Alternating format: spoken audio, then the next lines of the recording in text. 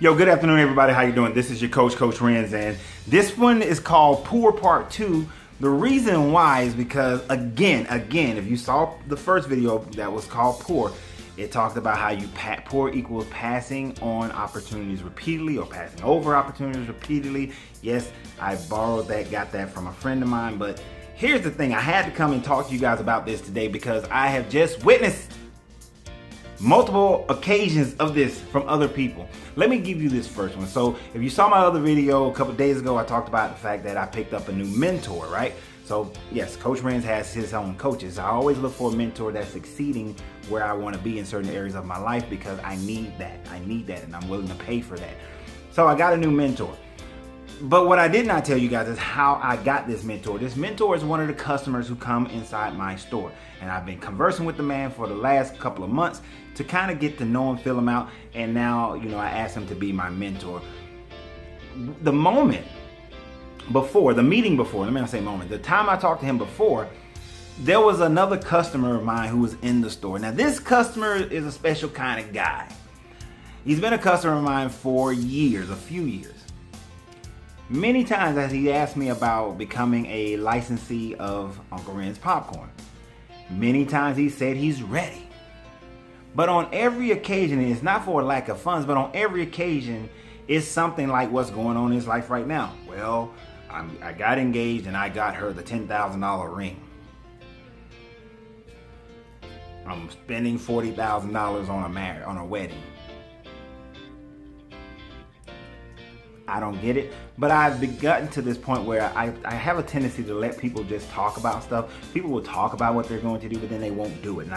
And I've recognized this person is not somebody who is mentally and emotionally connected enough in order to start this project. So I let him talk all the time, but I never really engage and take it in and expect anything to happen because I know it's just all talk for now. I do believe that at some point it will probably click for him, but by the time it does, the cost to become a licensee of Uncle Ren's Popcorn will have changed.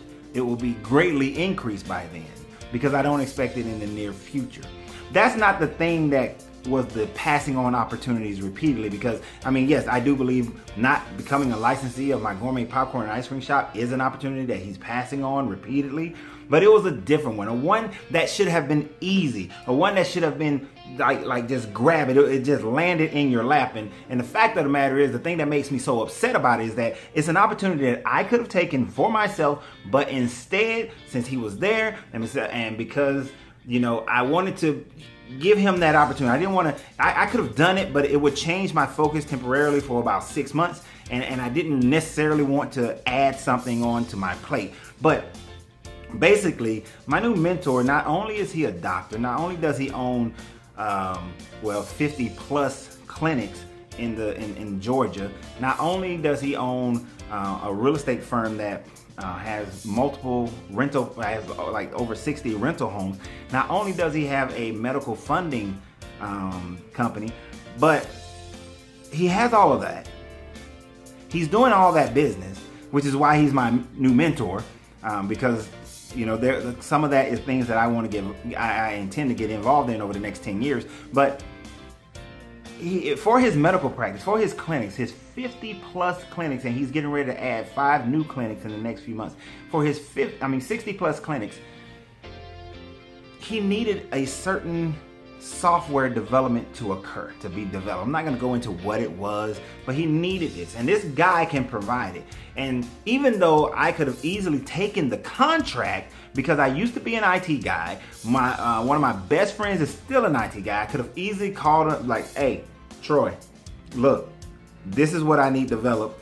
Get a team together to develop this, and the contract is going to pay them X amount of dollars, and it has to be done in X number of months. I could have easily done that. I could have farmed it out very quickly, very easily, and all I had to do was project manage it, which is what I used to do, which is what Troy does right now, and I would have made him my project manager over it.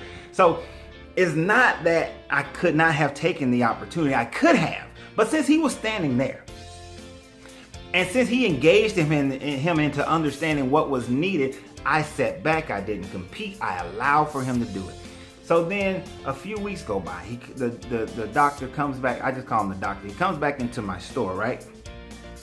That break was a little bit too long and I forgot where I was at exactly, but let me get back to it at this point. So the gentleman was talking to the doctor. He was getting all the information that he needed in order to see what he needed to do to facilitate this opportunity, this contract. And we're talking about not developing something that's a basic app. I'm talking about something that you would run a tab of maybe like $150K in order to get this done, and that's just to build it, and the implementation is and training would be an additional like $70,000. So he was looking at a possible $250,000 opportunity here. But guess what he did? He never called the man. He never called to set up the appointment. He never called to begin the negotiations for the contract. He never called. So 2 weeks later, when the doc comes in and he tells me this, this was the other day, it just blew my mind because I had to take a break because I was about to start cussing. So I had to take a break because it just drove me insane. I was just like, are you serious, man? Are you for real? Like when my new mentor came in and he expressed to me that he didn't take that opportunity, but that he's already developed. I mean, this is only 2 weeks and he's already picked somebody else who's going to develop this project, take on this project for him. And they did it. They settled in at $270,000 in order to get this done, build it, incorporate it into all his clinics, and then go and then have a big training facility, a big training session that happens in one central location. And that would go over a couple of weeks with training and then coming back for the afterwork. You got to realize when you're doing consulting and you build something like that, then there's afterwork that follows. And you are the owner of it. So it wasn't even going to make it where you couldn't go and sell it, a similar program, to other clinics. So opportunity missed. You understand? Opportunities missed.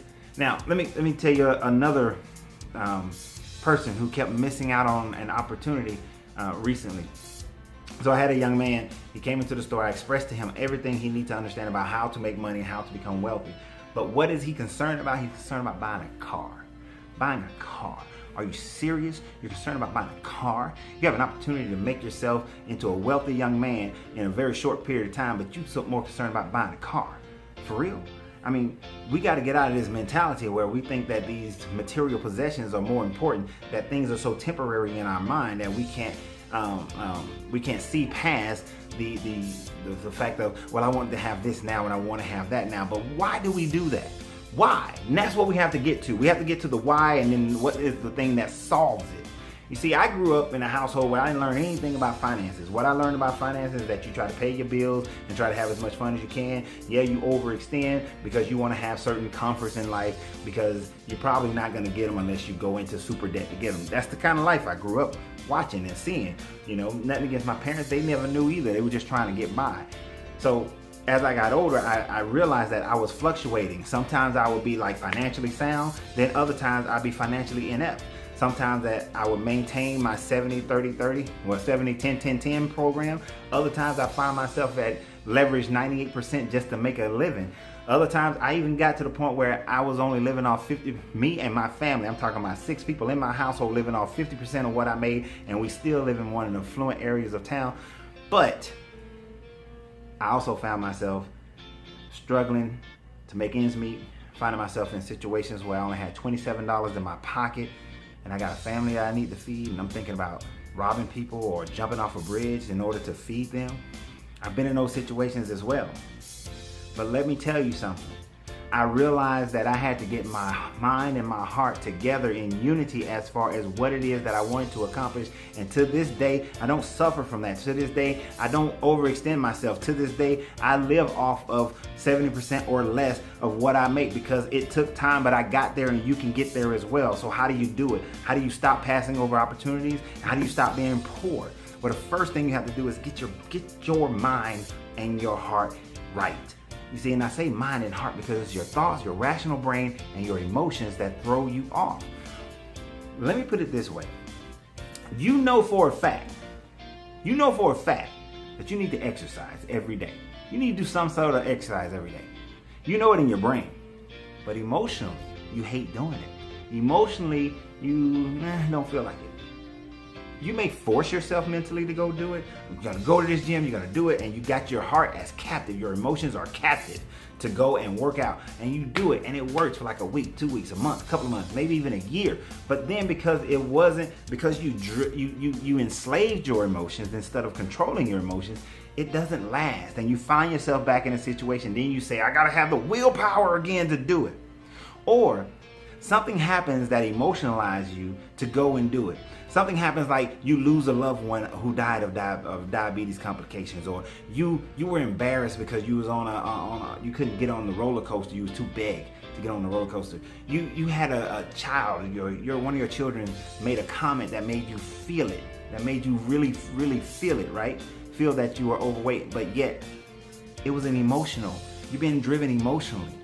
That emotional pain is what's driving you. And I know many people will tell you, take that pain and let that drive you. But you have to recognize that it's not the pain. You can't let pain drive you, because pain is only temporary. Because once you start feeling better and looking better in the mirror, then now that drive is gone, because you haven't made it up in your mind that this is what you want for life. You're doing it based on pain. And I used to be one of those people who believe that if I can find your pain centers, then I can make you go and change your behavior. But I realize that it's not a behavior change. A true behavior change comes from both an agreement between your mind, your thinking mind, and your heart, your emotions, by managing your emotions, not controlling them, not enslaving them, not ignoring them, but managing them.